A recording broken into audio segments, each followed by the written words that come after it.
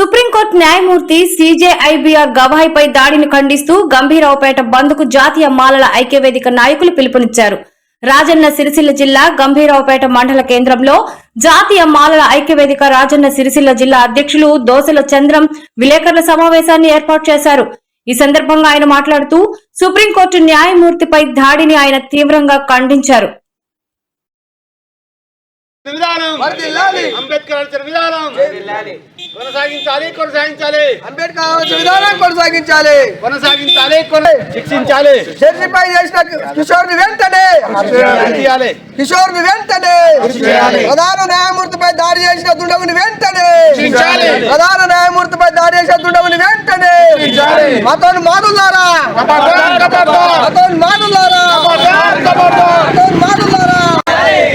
న్యాయమూర్తిపై దాడిని వెంటనే న్యాయమూర్తిపై దాడి చేసిన దుండగుని వెంటనే న్యాయమూర్తిపై దాడి చేసిన దుండగుని వెంటనే కిషోర్ని వెంటనే కిషోర్పై దేశద్రోహ కేసు వెంటనే కిషోర్పై న్యాయమూర్తిపై దాడి చేసిన దుండగుని వెంటనే జై భీమ్ దాడి చేసిన దుండగుని వెంటనే జై భీమ్ రాజ్యాంగం వీడెవ్వడు వాడేవాడు న్యాయమూర్తిపై దాడి చేసిన కిషోర్ని వెంటనే న్యాయమూర్తిపై దాడి చేసిన కిషోర్ని వెంటనే న్యాయమూర్తి గంభీరావుపేట మండల శాఖ ఆధ్వర్యంలో మొన్న జరిగినటువంటి సిజేఐ గవాయిపై జరిగిన దాడిని మేము జాతీయ మాలమానవుడు రాజన్న జిల్లా పక్షాన డిమాండ్ చేయడం జరుగుతుంది. ఏదైతే ప్రధాన న్యాయమూర్తి ఏదైతే బడుగు బలహీన వర్గాల కోసము న్యాయస్థానం మీదనే చేసిన దాడి రాజ్యాంగం మీద చేసిన దాడిగా పరిగణించవలసింది. శ్రామికులు ప్రజాస్వామికవాదులు అందరూ దీన్ని ఖండించవలసిన పరిస్థితి ఆసన్నమైనది.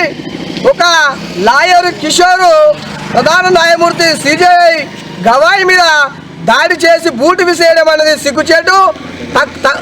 ఇది రాజ్యాంగానికి విరుద్ధము.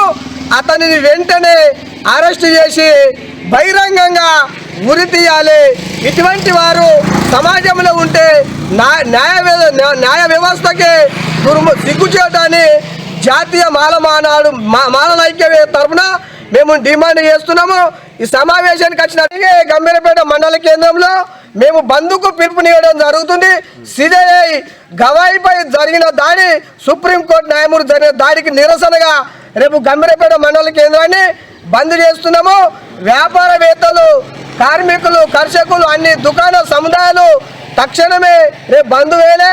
మామూలు ఎన్నో కోర్టులు వాదించినప్పటికీ కూడా దీని వెనుక మతోన్మాద శక్తులున్నాయని నేను డిమాండ్ చేస్తున్నాను. ఇన్ని సంవత్సరాల చర్యకు పాల్పడలే. అతని తక్షణమే బహిరంగంగా ఢిల్లీ గేటు ముందట ఉరిదీస్తే ఇటువంటి దుశ్చర్యలు జరగవని జాతీయ మాలల ఐక్యవేదిక రాజన్న సిరిసిల్ల జిల్లా పక్షాన మేము తీవ్రంగా ఖండిస్తున్నాము. జై భీమ్.